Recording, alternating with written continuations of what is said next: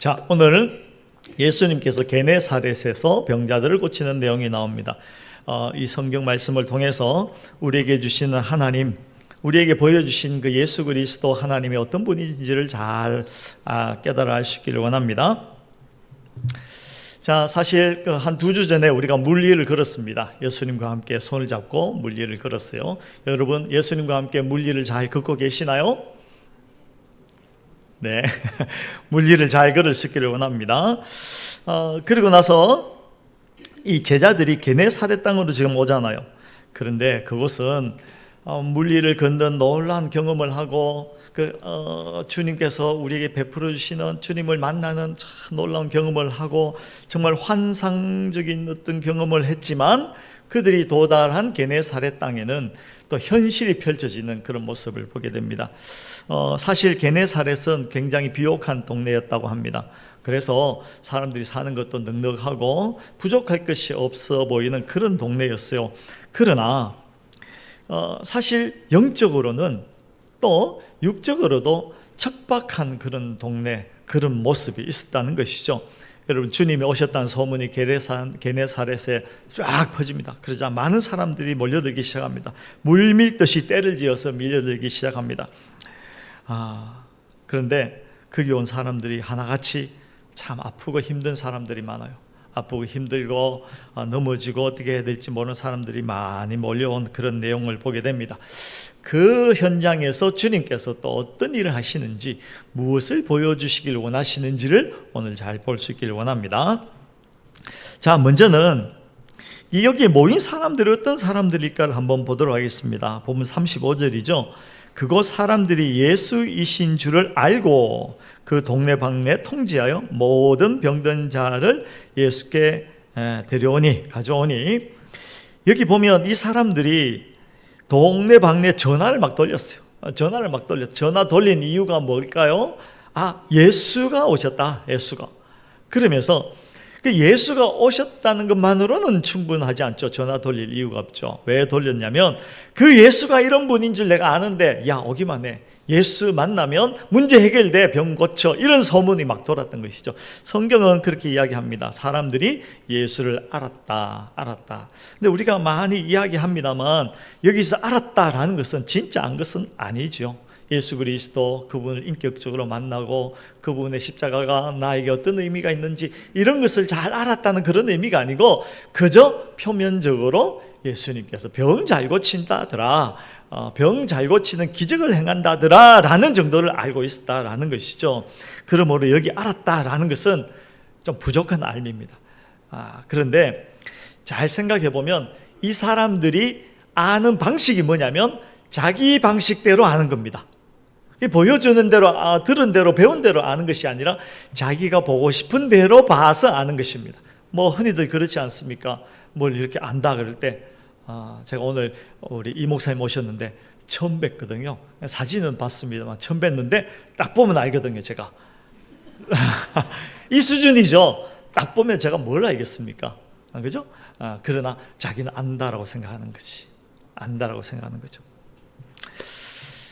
안타깝게도 이 사람들이 알아봤다는 것은요, 자기중심적이고 조금 더 생각해보면 자기가 원하는 바를 해결해 줄 수 있는 문제 해결자 정도로 예수님을 알았던 것이죠. 이건 참 문제입니다. 문제. 저기 강북에 어마어마한 교회를 제가 알고 있습니다. 진짜 어마어마한 교회입니다. 이름 안 돼도 여러분 알고 있어요. 예수 안 믿는 사람들도 다 아는 그런 교회입니다. 저기 있어요. 근데 그 교회 교육자들을 이제 만나서 교제도 하고 같이 공부한 적도 있는데, 교회에서 뭐하냐 이러니까 이거 외운대요. 11조 잘하고 교회 봉사하면 병 고치고 사업 잘 된다. 이것만 외운대요. 그걸 딱 공식처럼 해서 계속 외우게 한대요. 그래서 교육자들이 신방을 가든지 설교를 하든지 할 때 어떤 방향으로 가든지 그리로 갈 수 있도록 11조하고 교회 봉사 잘하면 병 고치고 사업 잘 된다. 이걸 외우게 하는 거예요. 이걸 외우게. 제가 깜짝 놀랐어요. 그래서 컸구나. 우리도 외우자. 이게 성장의, 양적 성장의 비결이다. 여러분 따라 할까요? 외우시기 바랍니다. 그거 아니잖아요. 한 10년 전쯤에 우리 교회에 오셨던 분이 계세요. 새벽 기도에 나오신 분이셨어요. 새벽 기도 나오셔서 기도하는데 얼마나 기도를 열심히 하는지. 근데 그분이 기도하는 내용이요, 저게 잊혀지질 않아요. 어떻게 기도한지 아세요? 한 30분 동안 제일 앞자리에 앉아서 이렇게 기도하면, 하나님, 저 어느 아파트 몇 억에 샀으니 몇 억에 팔리게 하여 주시옵소서. 하나님, 저 어느 아파트, 딱 그렇게 했어요. 요렇게 30분 동안 똑같은 요 문구를 반복적으로 딱 하고 마지막에는 잊어버리지도 않고 예수님 이름으로 기도합니다, 아멘 하고 탁 털고 일어났어요. 계속 그러더라고요. 매번 새벽 기도마다. 저분이 아는 하나님은 어떤 하나님일까? 진짜 그분이 아는 하나님이 성경의 하나님일까? 아니잖아요. 생각해보면 우리는요, 보통 인간 본성 속에 그런 종교심을 가지고 있습니다. 절대자가 누가 절대자이냐? 누가 신이냐? 나에게 선을 행한 그가 신이다. 뭐 가나안의 신도 좋고 뭐도 좋고 뭐 산신 용왕 뭐 부뚜막에 있는 뭐라도 좋으니까 나에게 선을 행하면 내가 당신을 신으로 인정하겠어요. 이게 우리가 가지고 있는 일반 종교심입니다. 종교심. 그것에 정확하게 초점을 맞춰서 자꾸 그걸 부추기고 그걸 이제 진짜인 것처럼 이야기하는 것이죠. 여러분, 그거요, 이상한 겁니다. 그거 따라가면 안 됩니다. 인간 본성 속에 있는 종교심이지, 성경이 예수님께서 우리에게 보여주시고자 하는 그 진리하고는, 그 성경에 있는 하나님, 예수님하고는 전혀 거리가 먼 이야기입니다. 전혀 거리가 먼 이야기입니다. 그래서요, 그런 이야기 들으면 김 목사는, 제가 김 목사입니다. 김 목사는 뿔따구가 나요. 화가 나요. 아니, 어떻게 저렇게 가르칠 수가 있고, 어떻게 저 수준에 머물러 있도록 그렇게 외우게 하고 그렇게 가르쳤으니까 저렇게 하는 건 아니냐는 것이죠. 제가 화가 나요. 화풀이를 좀 하려고 했는데 그분 돌아가셨어요. 찾아가시더라고요. 이게요, 근데 어떻게 보면 우리 속에 있는 정직한 모습입니다. 정직한 종교성이죠. 오늘날 많은 사람들이 하나님을 찾습니다. 그러나 정작 원하는 것은 예수님, 하나님, 복음, 그 진리, 그게 아니라 예수님, 하나님께서 가지고 있는, 손에 들고 있는 그 선물, 그 정도에 머물러 있는 것이죠. 내 병 낫고 사업 잘 되고 내 자녀가 잘 되고 하는 거, 여기에만 온통 관심을 갖고 있는 그 수준의 종교심, 그거 아닙니다. 그러면요, 이렇게 되는 것이죠. 만약 기도했는데, 봉사 열심히 했는데 주님께서 내 문제를 해결해 주지 않아, 그러면 떠나가요. 낭망해요. 두 가지입니다. 더 열심히 하든가 떠나가든가. 내가 뭔가 모자랐구나, 더 열심히 해요. 그러든가 이거 아닌가 보다, 떠나가든가. 여러분, 그게 아니거든요. 그런데 안타깝게도 게네사렛 동네 예수님에게 몰려왔던 사람들, 내가 예수를 안다라고 했지만 그 수준에 머물러 있었던 것이죠. 이게 안타까운 이야기입니다. 그런데 여러분, 잘 생각해 보면요, 또 한편으로는 이렇게 생각할 수 있어요. 이 성경을 보면 그걸 알 수가 있거든요. 36절 보시기 바랍니다. 상반절에 그 사람들이 모여와서 하고자 했던 일이 무엇이냐면, 예수의 옷자락에라도 손을 대게 하시기를 간구하니. 근데 그 앞에 다만 예수의 옷자락에라도 손을 대게, 이 속에 무엇이 읽혀지냐면 하다 안 돼서 정말 절망할 수밖에 없는 상황에서 그들이 지금 하고 있는 것이거든요. 그들이 할 수 있는 일이라고는 그저 가서 다만 예수 그리스도의 옷자락을 만져보는 것만이라도 허락해 주시면 좋겠습니다 라는 이야기인데, 그 내면을 잘 살펴보면요, 인간의 한계 속에서 그들이 맞닥뜨리는 절망의 상황이 거기 깔려 있는 겁니다. 그들은 절망했어요. 더 이상 갈 데가 없어요. 찾아갈 의사도 없어요. 찾아갈 어떤 것도 없어요.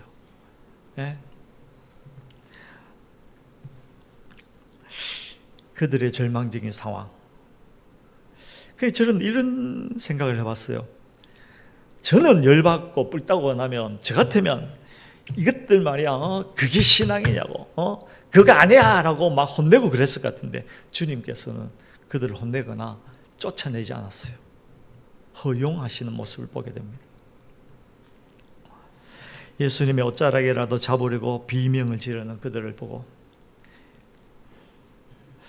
철저한 인간의 한계와 무능에 봉착되어서 다만 옷자락이라도 그 옷자락 한번 만지면 좋겠습니다 라고 어떻게 표현할까요? 비명 지르고 있는 그들을 예수님께서는 물리치지 않으셨어요. 사실 우리의 한계는 바울이 잘 이야기했죠. 바울이 그 로마서 7장 18절에 이렇게 이야기하죠. 내 속 곧 내 육신에 선한 것이 거하지 아니할 줄을 아노니 내 속 곧 내 육신에 선한 것이 거하지 아니하는 줄을 아노니. 여러분, 저는 그렇게 생각해요. 인간이 자기 자신을 정직하게 대면하면 이런 이야기 할 수밖에 없어요. 인간이 하나님 말씀 앞에 정직하게 서면 이렇게 이야기하게 돼 있어요. 내 속 곧 내 육신에 선한 것이 거하지 아니한 줄을 내가 안다. 그렇지 않던가요? 솔직해집시다. 그렇지 않던가요? 인간은요, 자기 자신을 거울 앞에서 솔직히 들여다보면 이렇게 고백할 수밖에 없어요. 우리가 안 그런 척해서 그렇지, 우리가 가면 쓰고 안 그런 척하고 그래서 그렇지. 인간은 한계에 봉착할 수밖에 없는 그런 존재입니다.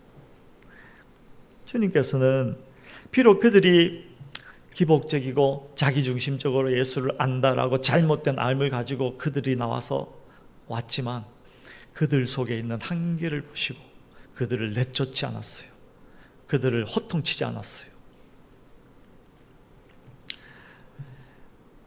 호통치시지 않고 그들을 긍휼히 여기셨어요. 이런 거죠. 내가 이들을 여기서 쫓아내면 어디에 가서 어떻게 소망을 얻을 수 있겠는가? 주님께서는 그 상황을 잘 아셨던 것이죠. 누가 교회에 나올까요?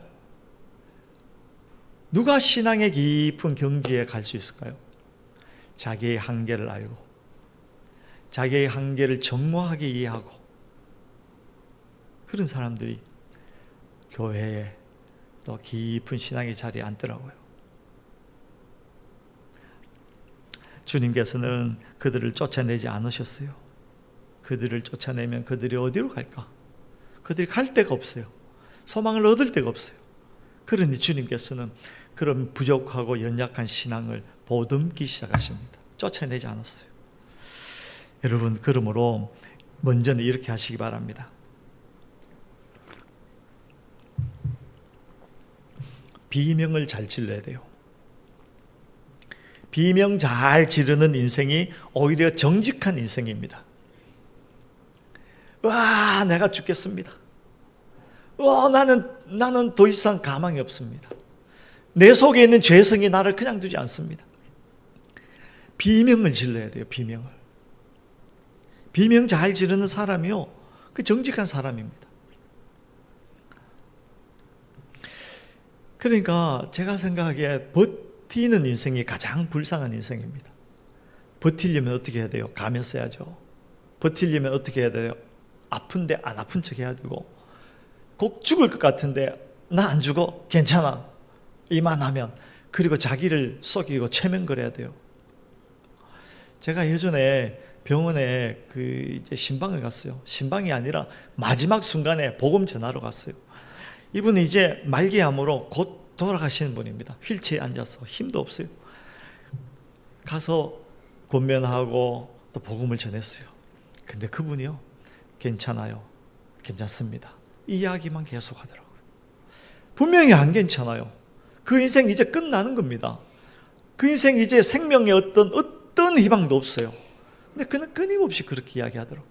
괜찮다니까요. 괜찮아요. 괜찮긴 뭘 괜찮아요. 여러분, 비명 지를 줄 아는 인생이 진짜 잘하는 인생입니다. 비명 지르시기 바랍니다. 바울도 비명 질렀어요. 오라, 나는 공고한 자라. 이 사망의 몸에서 누가 나를 건져내랴. 오라, 나는 공고한 자라. 이 사망의 몸에서 누가 나를 건져내랴.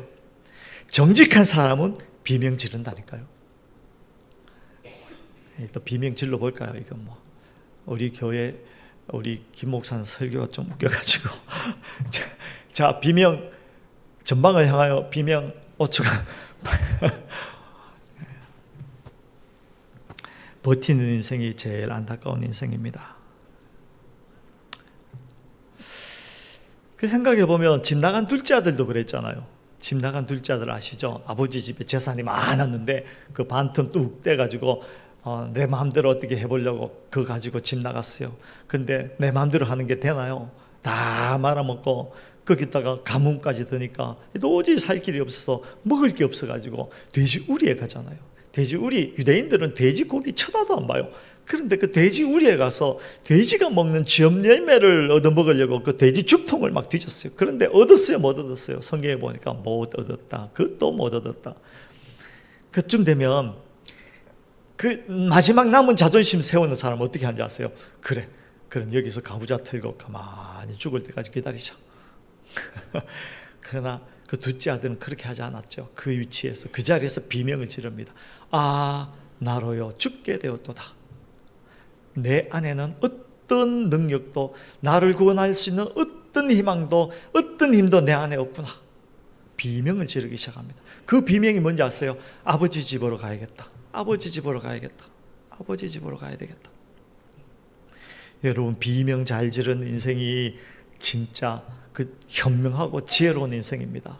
아픈데 안 아픈 척 하지 마시고, 모르면서 아는 척 하지 마시고, 안 되는데 되는 것처럼 하지 마시고, 하나님 앞에 엎드려서, 와, 나는 죽게 되었습니다. 나는 죄인입니다. 나를 불쌍히 여겨주시옵소서. 오라, 나는 공고한 자라. 이 사망의 몸에서 누가 나를 건져내리까? 주여, 나는 죄인입니다. 나를 떠나소서. 솔직해지시면, 그래서 예수님께서는 그들을 혼내지 아니하고 품어주시기 시작하시는 것입니다. 예수님께서 긍휼을 베푸십니다. 오늘 성경에 보면 그게 이제 어떻게 표현되냐면 이것이죠. 39절 보시면, 36절이군요. 그들이 다만 예수의 옷자락에 손을 대게 하시기를 간구하니, 그 다음에 뭐라고 했어요? 손을 대는 자는 다 나음을 얻으니라. 손을 대는 자는 다 나음을 얻으니라. 저는요, 이 전개가 마음에 안 들어. 그냥 콱 다 죽어야 되는데, 주님께서는요, 주의 옷자락에 손을 대는 자를 살려버리십니다. 근데 그냥 살리는 게 아니고요, 손을 대는 자는 다 나음을 얻으니라 했지만 사실 구원을 얻었다, 이렇게 번역해야 또 됩니다. 여기 보면 아주 독특한 단어를 쓰거든요. 보통 성경에서 병을 고침을 받았다라는 때 쓰는 단어가 있어요. 그런데 여기는요, 그 단어를 쓰지 않고, 죄송합니다, 헬라어입니다, 디에소데산이라는 단어를 썼어요. 이게 뭐냐면, 그러니까 그 앞에 강조하는 접두사를 붙여가지고 구원이라는 단어하고 딱 붙여가지고 확실히 완전히 분명하고 그냥 막 정화하고 다시는 돌이키지 않도록 확실히 그들을 구원했다, 이렇게 표현해요. 구원했다. 병 고쳤다가 아니라 구원했다, 이렇게 표현을 해요. 그리고 이건요, 수동태입니다. 그들이 나와서 죽겠다고 하는 그들의 힘과 능력이 아니라 그 옷자락을 통해서 예수 그리스도께서 생명을 흘려보내서 그들이 구원을 얻었다. 그 이야기를 정확하게 기록을 하고 있습니다. 여러분, 잘 생각해 보십시오. 그 옷자락에 무슨 힘이 있나요? 이게 나이론인지 뭔지 모르겠죠. 이거 붙들면, 여러분, 김 목사가 뭐 아는 건 별로 없지만 그래도 이거 붙들면 제가 아는 것의 한 반쯤은 여러분들이 가져가실 수 있으니까 오늘 한번 시도해 보세요. 지금 웃으시는 분은 목사가 거짓말 한다고 생각하시는 거죠? 그런 거 없잖아요. 그런 게 어디 있어요? 그러나 이 옷자락이 누구 옷자락이냐에 따라서 달라지는 것이죠. 그 옷은 누구에게 걸쳐져 있는 옷입니까? 만유의 주시고 우리 생명의 주인 되시는 예수 그리스도에게 걸쳐 있는 옷자락이죠. 그 옷자락을 타고 예수 그리스도의 생명이 그에게 흘러간 것입니다. 그 옷자락을 타고 수없이 많이 여전히 부족한 지식과 여전히 그 안타까운 부족한 알므로 예수를 오해하고 있는 그들에게 예수의 생명이, 그 예수 그리스도가, 그 예수 그리스도 그분 자체가 그들에게 흘러가게 된 것입니다. 그들은 살았어요. 그냥 병 고친 것이 아니라 구원을 얻었어요. 생명을 얻었어요. 구약 율법에 따르면요, 부정한 자, 병든 자를 만지면 그도 부정해진다고. 그게 구약 율법입니다. 그러나 예수 그리스도 안에서 역전이 일어납니다. 부정한 자가 그 예수의 옷자락을 만졌을 때 예수로부터 생명이 그에게 흘러가는 것입니다. 부흥사들은 보통 그런데 이 상황에 믿는 자는 아멘. 우리 교회는 그런 수준이 아니죠. 그래도 한번 해봅시다. 믿는 자는 아멘. 그래도 안 하네. 우리 교회는 그런 거 하지 맙시다. 그러나 이건 기억하세요. 거룩이 예수 그리스도로부터. 그 부정이 거룩을 부정하게 만들지 못해요. 예수의 거룩이 그들에게 흘러가는 것입니다. 옷자락을 통해서 비명 지르고 있는 그들에게, 단지 병 때문에 비명 질렀지만, 그러나 예수 그리스도는 그 예수 그리스도로부터 나오는 거룩, 생명, 의, 그것이 그들에게 흘러가게 하시는 것입니다. 그들을 살렸어요. 주님께서는 상한 갈대를 꺾지 아니하시고 꺼져가는 등불을 끄지 아니하시는 분이십니다. 여러분, 주님께서는요, 상한 갈대를 꺾지 아니하시고 꺼져가는 등불을 끄지 아니하시는 분이십니다. 그들을 내쫓지도 않고 그들을 호통치시지도 않고 그들을 품어주시고 그들에게 생명, 다시 말하면 예수 그리스도를 주셨어요. 우리는 누구입니까? 비록 부족하고 아무것도 할 수 없는 전적으로 무능한 자이지만 예수님께서 오셔서 그 옷자락을 우리에게 내미시고 그 손을 우리에게 내미시면서 나를 너에게 주노라. 내가 너 연약한 거 다 안다. 그러나 내가 너를 줄 테니까, 너에게 나를 줄 테니까 너는 이제 내가 주는 생명을 가진 자로 살아라 라고 말씀하시는 것이죠. 그러므로 여러분, 이제는 그저 단지 어떤 치유, 기적, 표적 이것을 쫓지 마시고 나에게 주신 예수 그분을 쫓으시기 바랍니다. 예수 그분은 기적보다 크신 분이십니다. 예수 그분은 병 고치는 것보다 훨씬 크신 분이십니다. 그 크신 분을 뒤로 하고 그저 병 고치는 거, 그저 나의 문제 해결하는 것, 거기에 몰두해서 예수를 보지 못하는 그런 수준 낮은 신자로 살지 마시고 예수 그분을 보시고 그 예수 그리스도를 집중하여 보시는 그분과 깊은 사귐을 가지는 그런 수준 높은 신자 되시기를 주의 이름으로 축원합니다. 그러므로 그 예수 그리스도를 더 알아가는 것은 정말 중요합니다. 예수 그리스도를 알아가는 노력을 끊임없이 하시기 바랍니다. 무엇이 부흥인가 하면요, 회개하는 게 부흥입니다. 예수를 아는 것이 부흥입니다. 말씀을 아는 것이 부흥이고 하나님을 아는 것이 부흥입니다. 근데 우리가 잘못 이해해서 부흥은 숫자 많아지는 것, 건물 커지는 것, 이게 부흥이 아닙니다. 하나님 언제 그러셨어요? 부흥은 주님을 알고 그 주님과 깊은 사귐을 갖는 것, 그것이 부흥입니다. 부흥된 자들이 모여 있는 교회가 부흥된 교회죠. 여러분들이 있는 교회가 부흥된 교회입니다. 아멘. 신흥교회, 좋은 교회. 맞아요, 안 맞아요? 아니, 맞아요, 안 맞아요? 네, 맞죠? 우리 권사님 오늘 밥 2그릇.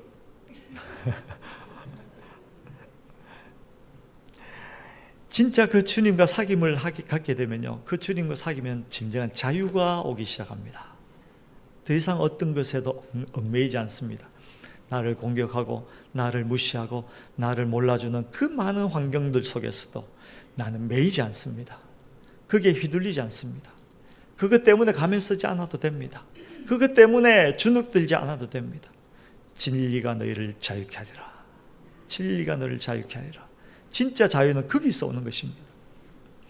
그런 사람은요, 왜 용기가 없겠습니까? 용기가 생기죠. 진짜 용기입니다.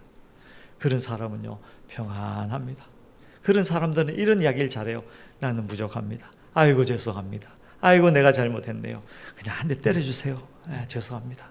누가 뭐라 그러면 허허허, 그냥 그거 잘하게 됩니다. 그런 사람들을 세상이 어떻게 감당할 수 있겠습니까? 그런 수준 높은 성도 되시기를 주의 이름으로 축원합니다. 그러므로 이렇게 하시기 바랍니다. 조건적 신앙에서 주님 자체를 구하는 신앙으로 성장하시기 바랍니다. 주님 한 분만으로 나는 만족합니다. 그런 수준 높은 신앙으로 성장할 수 있기를 주의 이름으로 축원합니다.